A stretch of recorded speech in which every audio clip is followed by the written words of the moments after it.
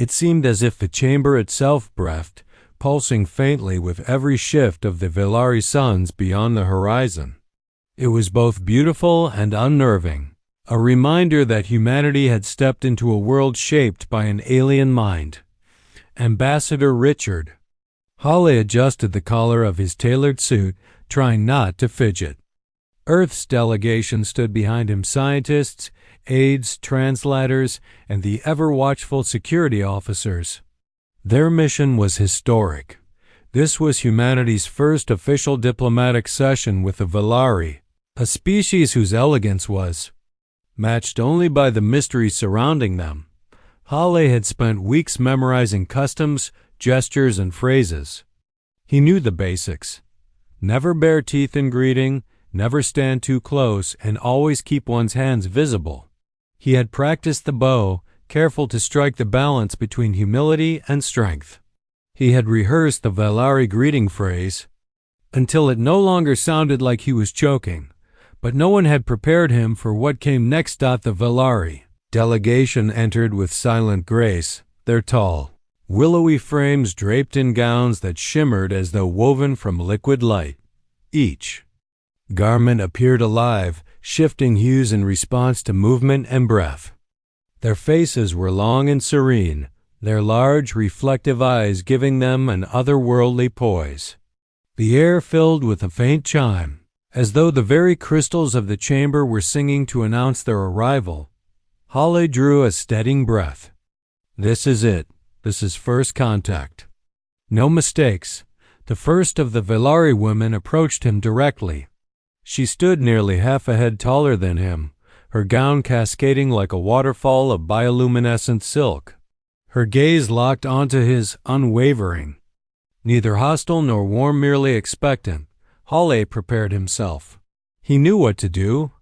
Bow, extend the hand, deliver the phrase. But before he could move, the woman did something that made every human in the chamber freeze. With deliberate grace, she reached for the hem of her gown and lifted it. Not in a clumsy or hurried way, no. This was ceremonial, precise, almost reverent. The fabric rose until the pale, smooth skin of her thighs was visible, a part of her body no Velari male had ever exposed in public records. She held the pose, gaze locked with Hale's, waiting. The silence in the chamber was deafening. Halle blinked once, twice. His brain scrambled to process what he was seeing. Surely this isn't what it looks like? His training, his briefings, his months of preparation, none of it had mentioned anything like this. He could feel his aides behind him stiffen like statues. One coughed nervously. Another muttered. A whispered curse. The woman lowered her gown, serene and unbothered, and stepped aside. Another woman followed. She, too, paused before Halle, and with the same unhurried grace, raised her gown to reveal the pale expanse of her thighs. A strangled noise escaped one of Hale's aides. The poor man turned crimson and looked away. Another aide dropped his datapad, the clatter echoing too loudly in the crystalline chamber. Hale's pulse thundered in his ears. Is this their greeting? It must be, but why? Each successive woman repeated the ritual. Lift, pause, reveal, lower. To them, it seemed as natural as shaking hands. To the humans, it was something else entirely. Confusion, embarrassment, and even panic swirled among the delegation. Halle forced himself to remain composed, though his jaw clenched so tightly it hurt. He managed a stiff bow each time, muttering vague thanks under his breath, but his mind screamed, this isn't in the handbook. Why wasn't this in the damn handbook? The Velari, for their part, looked puzzled at the humans' awkwardness. To them, this was normal. To them, they were extending a gesture of trust, one older than their written language. But to the humans, it was scandal. When the last woman lowered her gown and stepped aside, the chamber fell into an uneasy quiet. The Velari seemed satisfied, serene. The humans looked as though they had stumbled into some bizarre performance and were unsure whether to applaud or run. Ambassador Hale exhaled slowly, hiding his trembling hands behind his back. He had dreamed of humanity's first contact being remembered as a moment of dignity and triumph.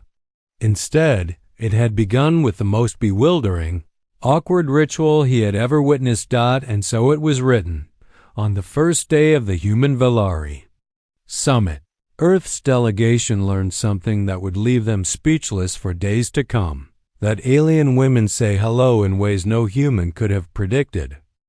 The first session ended with a tension that no interpreter or diplomatic aid could cut through. As soon as the humans returned to their embassy ship, the whispers started. By the time they reached the private debriefing chamber, whispers had become arguments, and arguments had become near-shouting matches. "They're flashing us," one junior aide hissed, slamming a hand against the polished table. "That's what it means. That has to be what it means." "Don't be absurd," snapped Dr. Amelia Rains, Earth's chief cultural attaché. She was a small, sharp-eyed woman who carried the weight of more anthropological knowledge than anyone else aboard. "We're talking about a civilization that's been spacefaring for 3,000 years. They don't greet strangers with," she trailed off, searching for a word that wouldn't sound ridiculous. "With a striptease?"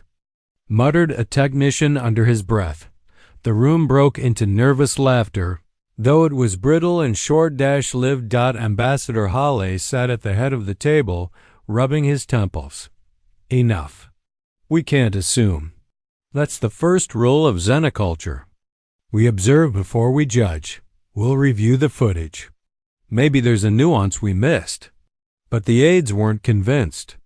For them, the image of tall, elegant alien women raising their gowns lingered far too vividly in their minds. Within hours, rumors began circulating through the ship. Some claimed it was an ancient fertility ritual, others said it was a dominance display meant to unsettle foreigners. A few whispered more vulgar theories. By the end of the night, the humans were divided into camps. Those who thought they had witnessed scandal, and those who insisted it must be symbolic. Dr. Rains, however, buried herself in work. She pulled up centuries-old fragments of xenological research, cross-referencing every mention of the Velari she could find. Their society was notoriously private, rarely opening itself to outsiders. Information was sparse, but she refused to believe the custom was lewd.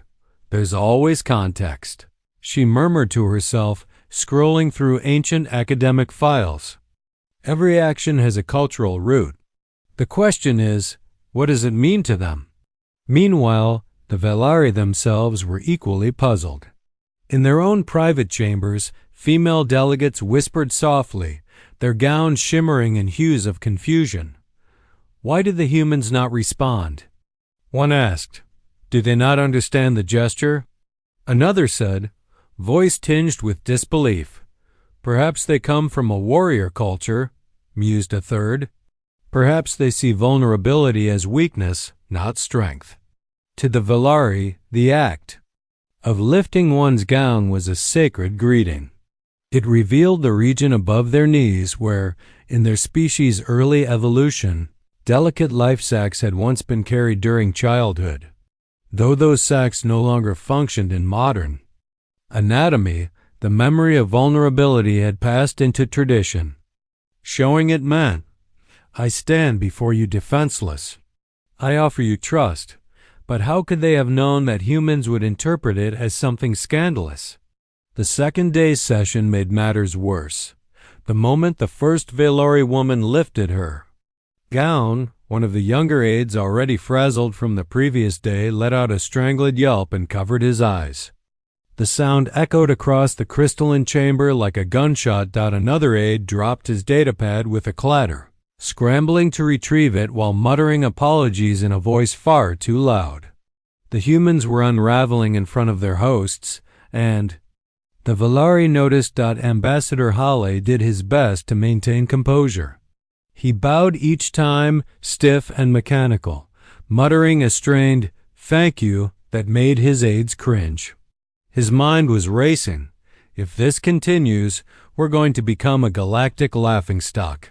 First contact will be remembered as a farce. By the end of the session, tension had curdled into embarrassment. The humans retreated to their ship once more, faces pale, hearts pounding. And then, the disaster reached Earth. Someone leaked footage. Within hours, Earth's news networks exploded. With headlines, "Alien flashing ritual first contact disaster," "Galaxy's weirdest custom leaves ambassadors red-faced, are aliens trying to seduce our leaders?" Pundits laughed, comedians mocked, and memes flooded the net. Humanity's debut into the wider galaxy was turning into a global embarrassment. Hale slammed his fist on the conference table.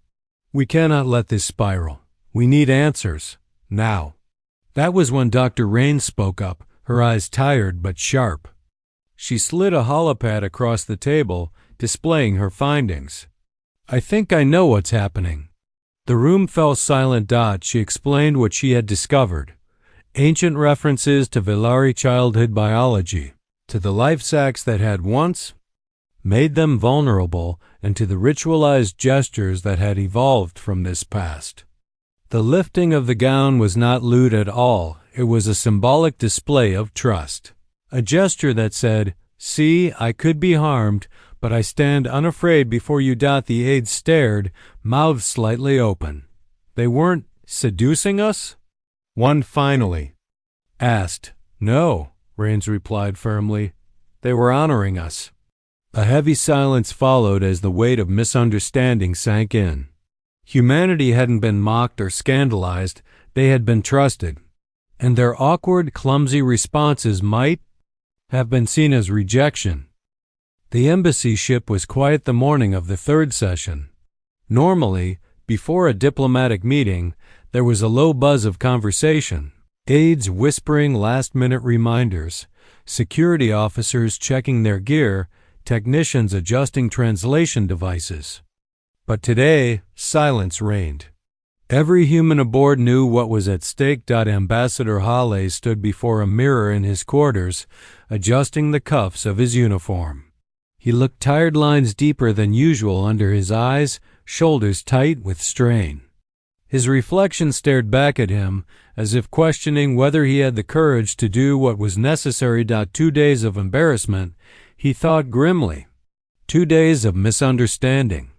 If today fails, Earth will be remembered as the species that mocked an ancient custom of peace. A knock came at his door. Dr. Amelia Rains stepped inside, carrying her ever-present holopad. She looked just as weary as Hale, but her eyes burned with resolve. "Ambassador," she said, lowering her voice, "I've studied every account of Velari rituals I could find. They don't just want us to watch. They want reciprocity. Mutual vulnerability. That's how they know trust is real." Hale exhaled slowly. "And you want me to?" "Yes," she said firmly. "Do as they do. Reciprocate. Show them we understand." Hale blinked. The thought of it standing in front of 100 alien dignitaries and mimicking their gesture was absurd. Dangerous, even. What if he misjudged the ritual? What if the Velari saw it as mockery instead of respect? But then, he remembered the headlines back home, the laughter, the ridicule. He remembered the quiet disappointment in the eyes of the Velari women as they had lowered their gowns and moved past him, their greetings unanswered. No, they couldn't afford to fail again. "Very well," Hale said, voice steady now. "If this is what it takes, then so be it." The crystalline chamber glowed brighter that day, as if the walls themselves sensed the tension of the moment. The Velari delegation filed in gracefully, their gowns shimmering with patterns of light. Once again, the women approached in turn, offering their customary greeting. This time, Hale did not freeze. When the first woman lifted her gown and revealed the pale expanse of her thighs, Hale did not simply bow. Instead, He placed his hand gently against his chest and lowered his head in acknowledgement.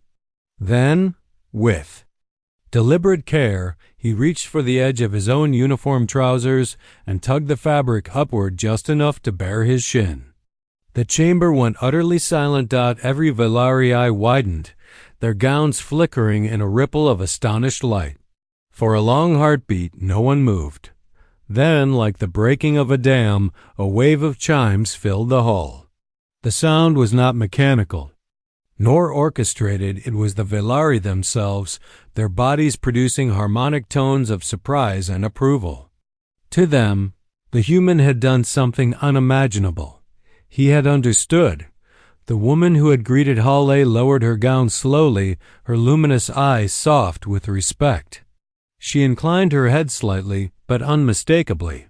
To the Velari, such a gesture was rare, reserved for equals. As the next woman stepped forward, Hale repeated the action. Hand to chest, bow, trouser hem lifted just enough to reveal his shin. Again, the Velari chimes rang behind Hale. His aides looked on in stunned silence. Some were pale, others wide-eyed, a few nearly laughing in disbelief. Dr. Raines, however, allowed herself the faintest smile. He did it. He actually did it. One by one, each Velari woman greeted him, and one by one, Hale reciprocated. The chamber's light seemed to brighten with each exchange, as though the walls themselves were rejoicing. When the final woman stepped back into line, the hall erupted in full chorus layers of chimes blending into a music that shimmered through the air. It was their highest form of applause, a resonance of acceptance that few outsiders had ever earned. Ambassador Hale stood tall, resisting the urge to collapse with relief. For the first time since the summit began, he felt the balance shift. No longer were they awkward strangers fumbling in the dark. They had bridged the gap. Later, in their private chamber, the Velari leaders discussed what had happened. No other species has ever returned the greeting, one remarked, her gown glowing a soft gold. They see vulnerability as weakness, another agreed. But the humans, they chose to share it. Perhaps, said the eldest matron, her voice deep and resonant, this species may yet walk beside us. Back aboard the human ship, Hale allowed himself a long exhale. Well, he said, loosening his collar, that was the strangest thing I've ever done in my life. After the astonishing display of mutual understanding in the crystalline chamber, the atmosphere between humans and Velari shifted noticeably. What had begun as confusion and embarrassment gradually melted into curiosity and eventually genuine camaraderie. In the days that followed, the two species shared meals, engaged in conversation, and exchanged stories, both cautious and fascinated by the cultural gap that had been bridged in such an unusual way. Ambassador Hale, still slightly self-conscious from the previous sessions, found himself sitting across from one of the Velari matrons in a softly glowing dining hall. The chamber was long and narrow, filled with tables crafted from transparent crystal, and the ceiling shimmered with bioluminescent tendrils that cast patterns of light onto every surface.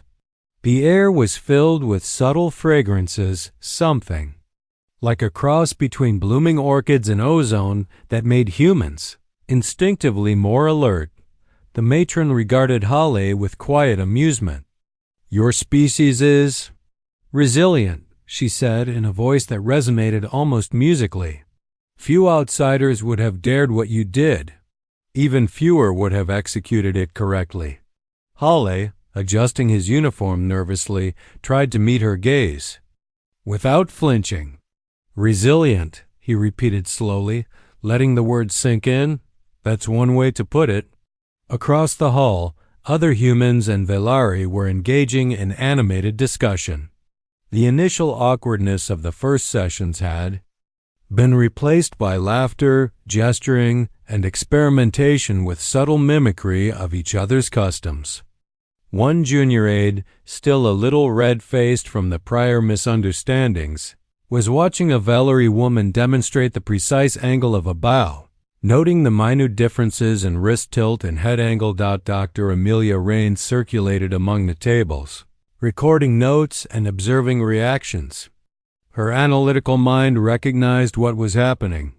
A new form of diplomacy was emerging, not through speeches or treaties, but through the exchange of trust itself. By showing vulnerability, both species had created a foundation for understanding that no translation device could ever replicate. One Velari diplomat approached Halle again, lowering her gown slightly in the ceremonial gesture. Halle smiled and responded with a careful tilt of his head and a display of his shin as he had during the formal sessions. This time, however, there was no tension, only an unspoken acknowledgement that the humans had truly learned the ritual. "Your people are different," the diplomat said softly. "You are blunt, clumsy, sometimes almost ridiculous. Yet you possess something other species do not. You respond to trust with trust, even when you do not fully understand it." Halle paused, considering her words. He realized that the humor, awkwardness, and fear that had marked their first encounters had been necessary. If humans had been cautious or restrained, the Velari might have questioned their sincerity. Instead, humanity's imperfections had demonstrated authenticity, a trait far rarer than elegance or refinement. Later that evening, in a more private setting, Raines debriefed Halle and the aides. "Think about it," she said, voice low and serious. "The lifting of the gown is a demonstration of exposure and trust. By participating, we prove that humans can recognize vulnerability and respond appropriately. It's not about physical exposure. It's about acknowledging the possibility of harm while choosing engagement." The humans nodded, slowly grasping the subtlety of the gesture. They had thought they were responding to something scandalous, yet in doing so, they had stumbled into the heart of Velari social philosophy. Word of the misunderstanding spread throughout the Velari delegation, but instead of offense, it sparked amusement and admiration. Several female diplomats chuckled quietly to themselves, recalling the moment when a human aide had screamed and covered his eyes. Even in embarrassment, humanity had shown courage, the courage to face something unknown, uncomfortable, and initially misinterpreted, and to continue anyway. By the end of the day, what had started as a crisis of etiquette evolved into shared understanding. Humans and Velari exchanged stories of their own traditions and rituals, laughing at the contrasts and marveling at the universality of certain principles: respect, courage, and trust. Halle observed quietly, thinking about the galaxy beyond the Velari chambers. In a universe where civilizations often judged one another by displays of power or wealth, humanity had demonstrated a subtler strength. They had adapted, absorbed alien customs, and turned potential humiliation into connection. It was then that Halle realized something profound. The galaxy would see humans as strange, unpredictable, even awkward, but no one could deny their capacity to learn, to respect, and to turn misunderstanding into alliance. By showing humility in the face of alien ritual, humanity had not only salvaged its reputation, it had elevated it. The lesson was simple, yet powerful. Vulnerability, when met with reciprocity, creates bonds stronger than fear, intimidation, or ceremony ever could. And as the lights of the Velari dining hall shimmered softly over the humans and their alien hosts, Ambassador Halle understood that Earth had taken its first true step into interstellar society, not through power or negotiation, but through the grace of learning and trust. Weeks had passed since the historic sessions, and the atmosphere aboard the Velari embassy had shifted entirely. The tension and embarrassment of the first meetings had given way to laughter, mutual curiosity, and a genuine sense of partnership. Humans and Velari now walked the crystalline halls side by side, comparing cultures, sharing meals, and exchanging stories with a candidness that would have been unimaginable just days before. The summit's final day arrived with a gravity that only historic treaties could command.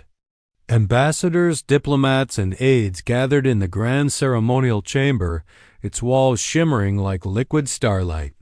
This was the moment when formal agreements would be signed, trade routes established, research collaborations approved, and a pact of mutual respect ratified. Ambassador Richard Hawley felt a quiet pride. Humanity had stumbled into Velari custom, misunderstood their gestures, and yet emerged not only unscathed but admired. The humans had adapted, shown courage, and learned a lesson that no briefing manual could have taught. And now they were about to seal their place in the galaxy as allies, not just observers. The Velari matron who had first greeted Hale with the now famous ritual approached him. She moved with the same graceful precision that had caused so much human panic at the start. Her luminous gown flickered gently as she paused before him.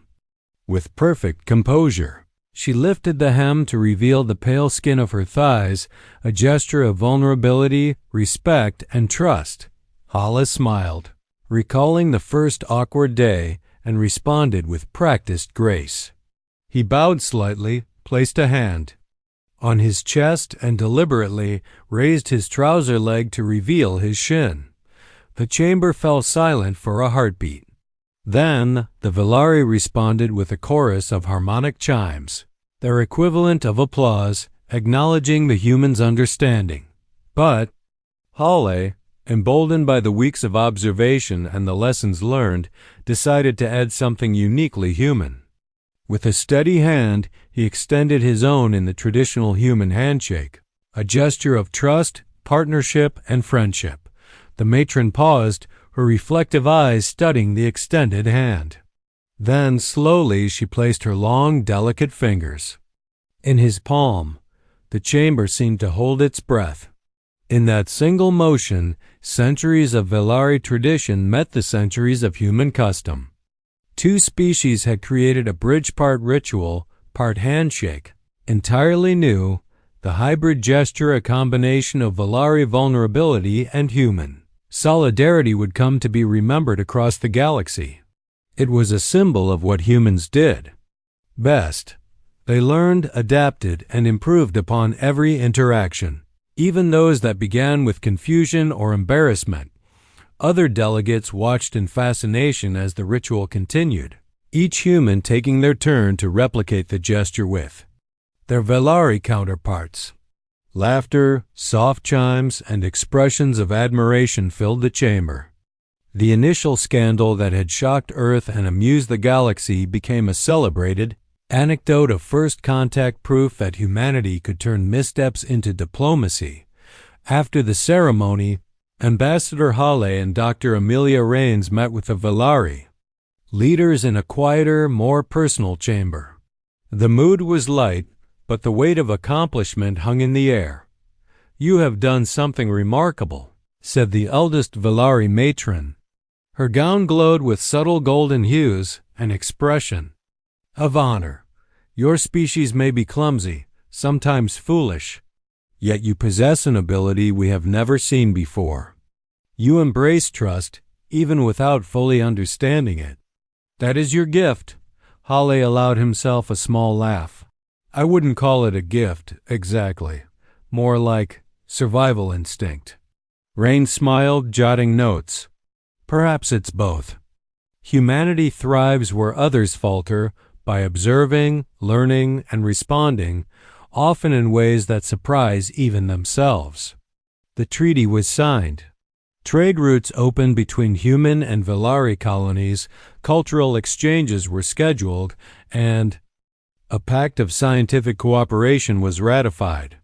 Humanity had secured not only a diplomatic victory but a moral one. They had shown that understanding could surpass power, and humility could inspire respect. As the final farewells took place, the Velari and humans shared one last round of the hybrid greeting. Lifting of gowns paired with exposed shins, followed by handshakes. became a symbol of mutual respect and a lasting testament to the human ability to adapt. Photographers, Velari and human alike, captured the moment, ensuring it would echo through history. Ambassador Hale watched the departing Velari delegation and felt a surge of pride. Humanity had been awkward, clumsy, even ridiculous, but in the end, they had done what few civilizations could. They had turned misunderstanding into alliance, fear into trust, and alien ritual into friendship. That day, Earth gained a place in the interstellar community. But more importantly, the galaxy learned something new about humans.